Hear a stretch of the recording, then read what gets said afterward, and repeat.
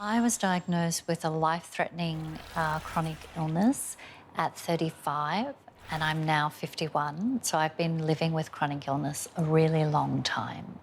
I've been bedbound in the last decade for months at a time. I live with a vertigo condition, which means that I can wake up any day and not be able to walk. So my experience is, how can I be with this experience in my most empowered way to be able to express who I am in the world, and also then to make a map for myself so I don't stay in the dark and I don't stay alone in the dark. So that map that I have built for myself about how to live and flourish while experiencing chronic illness, never denying the pain, never painting the world with pink, fluffy rainbows, but how do I find my way? And that map is exactly what I teach people. You know, medicine and science would have us believe that there's a treatment that can solve anything. Pretty much in my world, what chronic illness looks like is it can take a long time to get diagnosed. And then even with a diagnosis, it looks like your condition can be managed but not cured.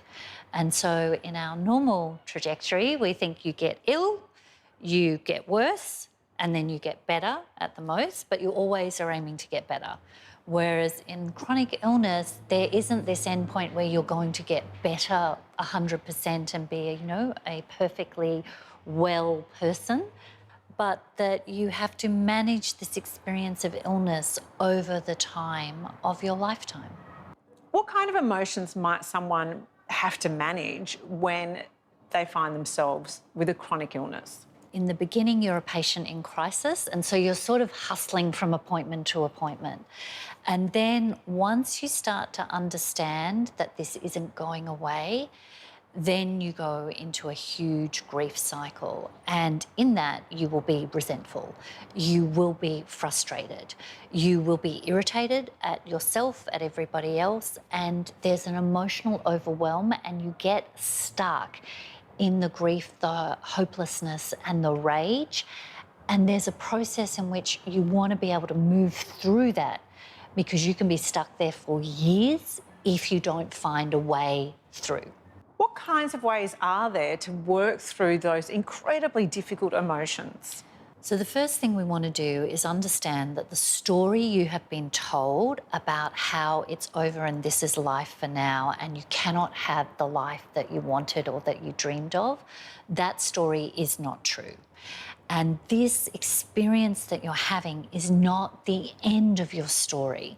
So what we want to do is shift that to say, you can have your dreams. It just might look different to the way that it looked pre-diagnosis or pre-being unwell.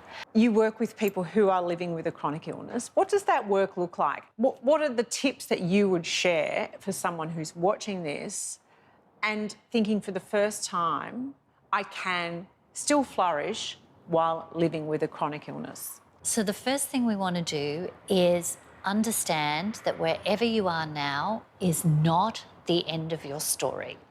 And we don't have to work out the 50,000 steps ahead.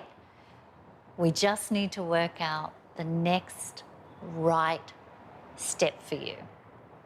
And then what we need to do is get you what I think of as some badass boundaries so that you can ask for what you need and ask for what you want, but also stop any conversation which is telling you that this is it and life is hopeless now and somehow it's over.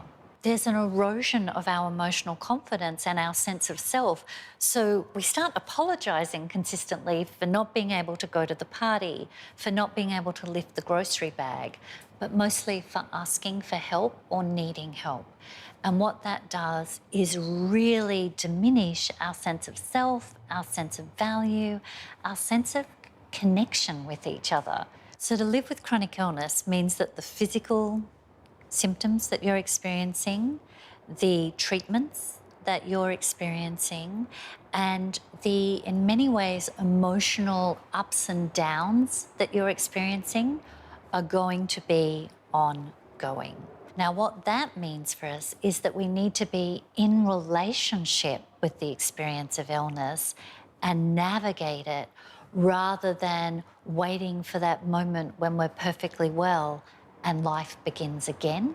And it also means those caring for us need to understand that it's not just about jollying us up or getting us into positive thinking. That's actually not helpful for us living with chronic illness. We need the support that understands there's lots of possibilities and we're navigating something very difficult.